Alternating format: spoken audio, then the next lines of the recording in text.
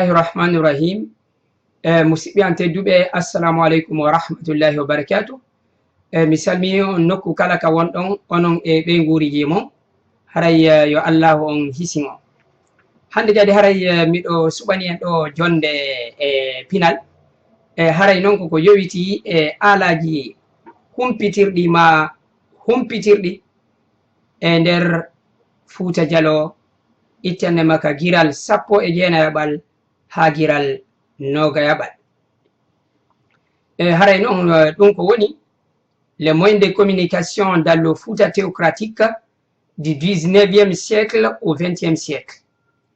Haray hiɗen andi Fouta ko hari ko leydi yaajundi lamateri jalɗudi ko empire. No yowno diwe 9 ɗen hiɗe sakiti e bange jano e nder lagine, ko woni noon kadi hino yawti ha ɓundu Sénégal to ha e Bissau, no yehi wonde ha e nder Gambie. Joni noon ko honno noon ɓe humpodirayno e ɗum ɗo fuɓa haray ɗum ɗon ko landal jalal. Ko atti kon taw ɓe hutorayno nulidirgol. Goɗɗo iwa e miside, ɗum ko e saare jande seeɗa ma e diwal, o yaha ha e miside goo, on ɗon o fowto o hatta ɗon, on ɗon kadi immo yaha nokku goo. Wonde hara ko hunduko ɓe nulira, wonde kadi hara ko wondude ɓataki leteri. Kono noon se mijitike wano ndiɗo leydi janɗudi haray hino hatto jini e none goo kadi ɓurɗo yawude fiyo humpodire law. Ko ɗum wanno mi inniri on noon, haray woɓɓe maɓɓe ɓe nultodira ha e saare yilto kadi woɓɓe maɓɓe hara hino waɗɗi, woɓɓe kadi hara ko seppugol. Ɗum ɗo noon fof se mijitiki ɗum ɗon e leydi sen ƴetti wano Timbo, ha yo laabe humpito, ha yo hewto e ɓundu, ɗum no wawi ƴettude balɗe hewuɗe ma jonte, ma ko yahante lebbi si tawina yimɓe kelɗu. Ko ɗum ɗon noon haray mawɓe ɓe mijiti e ɗatal goo ko wawete humpodirede ko ɓuri e yawude e none no tawata hino wawi faminade ko honɗum ɗum ɗon ko henɗum waɗi. Haray ko ɗum ɗon hande faalaɗen e yewtude ɗo, mi holla on ko ɗum ɗo wi'ete haray tabalde. Ko ɗum ɗo ɓe hutorno Fuuta Jallo fi yo humpodire law, tawata mo kala no wawi andude ko fewndi kon e ko waɗi kon e on e sa'i e raɓɓiɗuɗo ko ɗum wi'ete tabalde. Hande noon haray mi ƴettoto on yewtugol ko honɗum woni tabalde e ko honno ɗum ɗon moƴƴinirte. Haray ko hombo moƴƴinta tabalde. Ko moƴƴinta tabalde ko labbojo. Labbojo ɗum no wawi wano minisiyejo, ko yimɓe moƴƴinayɓe ɓe wano julle, wano baafe, ko yimɓe gollitira ɓen leɗɗe, ko labbojo ɗum wiyete e Pular, ma ɗa wawi winde minisiyejo. Haray noon ko henɗum ɗum ɗo moƴƴinirte, go'go on hiɗon suti wano dow ɗo on ko guri nagge hara mardi duuɓi buy. Woɓɓe no inna hara ko ngaari, hara ko ƴoƴƴudi, hara guri ngi hino jalli, haray na nakkum baggum ma ga'um baggum.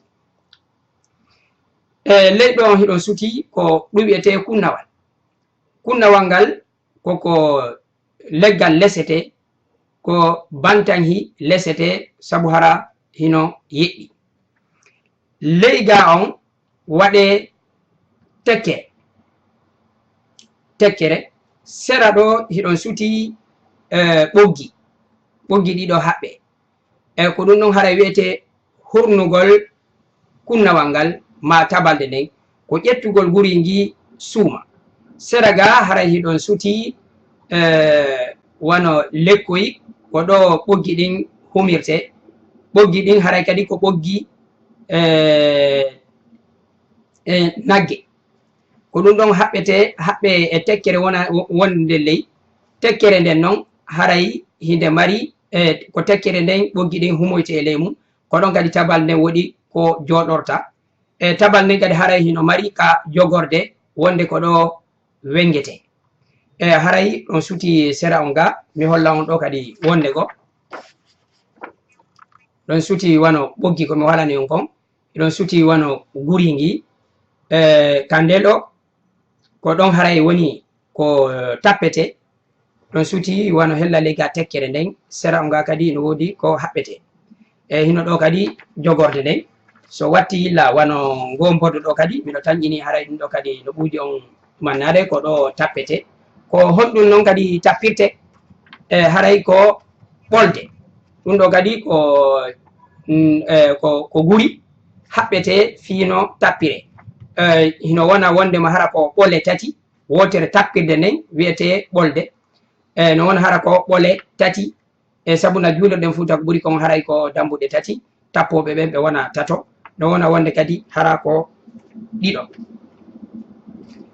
ko hombo noon kadi haray cappata e nder fuuta ɗum ɗon haɓɓaka ko mbatulaɓe lanɗo ma ɓe wona ɓe ka juulirde ko wawɗo kadi hino tappa joni noon haray landal ko hannuɗen kon famude en yii aala on wiwɗen ko guri nagge woni ko moƴƴinirte ko hippete ko ngon ko wiyete kon hurnugol kunnawal ngal yilto nde haɓɓe yilto ka fo haɓɓite ka tekkere ko wano noon kadi hara tabalde nden no mari ɓolde ko wan noon kadi hino mari ka jogitorgo jogiterɗe ɗen ɗiɗi nokki goɗɗi go kadi hara hino waɗe wano ɗe nayyi tappe joni noon haray noon tappugol ngol kadi hino mari noone tappugol tabalde nden laabi 9 haray ko firi wondema ko lanɗo feƴƴini almami on si o feƴƴini haray ko nde tappete ko laabi 9 nden tappande ɗon andinay fuuta fo wondema haray lanɗo on fatike tappanɗe 7 ko ceernojo molanaɗo ma aaden tedduɗo e diwal go laamiɗo diwal go haray woni ko feƴƴini tappanɗe 3 haray ko mawɗo musidal tedduɗo woni ko feƴƴini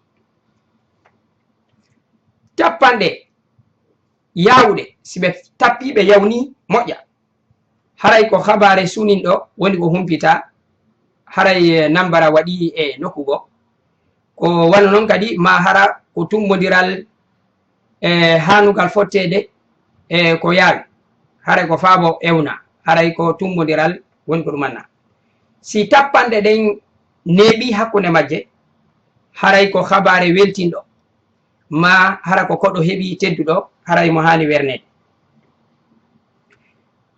e none kadi noon no ɓe tappirayno noon haray hino wawo andade ko honɗum e waɗi e wiiɗo tappugol 9 ko almami on haray woni ko faati tappugol 7 wiwɗen haray ko ceernojo molanaɗo ma hara ko hoorejo diwal go fe haray na almami jano on 3 ko mawɗo musidal aden tedduɗo tappanɗe yawuɗe ɗen wiwɗen haray ko habare suninɗo ko nambara waɗi haray e nokkugo ma ɗum haray ko tummodiral hani wadde ko yaawi ɗum e timbo on si tappanɗe ɗen neeɓi ko haray ko welo welo imma ko juldere ma hara ko koɗo woni ko ari himo hani teddinede joni noon ko honno noon si tappanoma e saare ɓeya humpodirayno en ni leydi ni hine janni haray hiɗen andi ko ɓuri kon no ɓuri e woɗɗude hara ko e nder Fuuta Jallo hella ko woni ko e nder lagine eɗen andi ko timbo e laabe haray ɓurata woɗɗude kono ɓe laabe humpitorayno no yaawi tabalde nden tappe e ɗi noneji ɗi wiwɗen ɗo timbo si tappama timbo duɓɓel jaɓɓito duɓɓel ko nokkure jeyande e nder ɓuriya ɓattinde miside nde moƴƴa woɗɗitaki si ɓe timbo ɓen tappi ɓe duɓɓel ɓen kadi jaɓɓito. Si duɓɓel tappi sankarla kadi ɗum ko e nder pore daka on to eno woɗɗiti hande kadi haray timbo ɓen ɗum kadi jaɓɓito. Si sankarla tappi fugumba jaɓɓito. Fugumba si tappi keɓali jaɓɓito. Mirire kadi jaɓɓito ko tappa kon keɓali. Bantingel kadi jaɓɓito. Dara laɓe kañum kadi jaɓɓito. On sari noon naata e nder diwal laɓe ngal haray hande kadi Fuuta fo humpodiri ko on hande kadi e nder minute aji 30 haray leydi ndi fof humpodiri habare on. Si tawi ko 9 ɓe tappi ɓeɗo kadi haray kala tappay 9 fo andida nde wotere wondema haray lanɗo on fatike. Si tawi ko none mo kala naniri noon ko noon o feƴƴinirta. Mi fillito: timbo, duɓɓel, sankarla, fugumba, keɓali, mirire, bantingel, dara laɓe, laɓe. Ɗo haray Fuuta fo humpitike fi habare waɗuɗo ko holli wondema mawɓe men ɓen hino anduno ko fewndino e jamanu maɓɓe ngun. Kamɓe tigui ɓe sincanayno hoore maɓɓe piiji fiino leydi maɓɓe ndin yarira yeeso. Eɗen e ñagde ko kadi si Allahu on weɓinani en e yewtay kadi ko honno nunɗal wonirno e nder Fuuta Jalon justice on ko alaji henduɓe hutorayno ko wano noon kadi fi etirɗe ɗen peesugol ngol haray sifa ɗiɗo piiji fof hino e nder Fuuta Jalon ko handuɗen jangugol. Ko hendu noon accini ɗiɗo piiji kaka porto ɓen aruno hande kadi hari moyen de communication heɓike. Joni hiɗen mari télévision, hiɗen mari radio, hiɗen mari internet. Ɗiɗo piiji fof e réseaux sociaux ji ɗin hande ɗiɗo piiji fof hande aduna ɓeydi wetugol. Kono jamanu kala hino hani miijitade no ɓe wurirta, no ɓe hoyirnirta hajuji maɓɓe ɗin. E haray en yiiɗo Fuuta Jalon ɓe marno no ɓe humponirta e sa'a maɓɓe on no ɓuri e weɓirde. Haray mi sammino musidɓe gasat ɗo kadi hara ɓeydi on yoga e ko famunu ɗon fi Fuuta ma andintini on haray en sa'aji aroji ɗin. Wassalamu aleykum wa rahmatullahi wa barakatuh.